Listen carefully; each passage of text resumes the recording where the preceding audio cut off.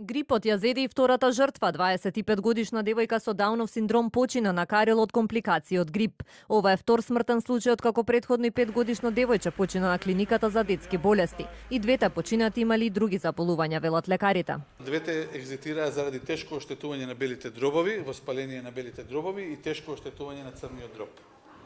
За жал, значи, она состојба што ви ја кажував во југоисточна Европа, а пред се во бившите ју држави, дека има поголем број на заболени лица и поголем број на екзитирани лица од грипот, еве и кај нас ни се појави.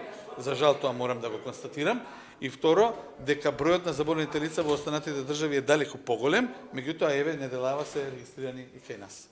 За една недела над 1700 лица биле заболени од грип, а во лабораторијата на Институтот за јавно здравје најмногу потврдени случаи има од AH1N1, односно свински грип. Епидемиолозите очекуваат бројката и натаму да се зголемува, особено меѓу школската популација, бидејќи колективниот престој овозможува побрзо ширење на вирусите. 50 материјали се примени минатата недела.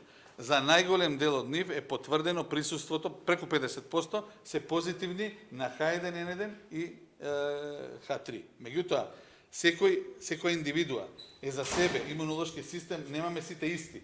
Некој ќе го прележи заболувањето полесно, поготово тие што имаат веќе примено една доза вакцина, а вакцината се даваше од ноември навака.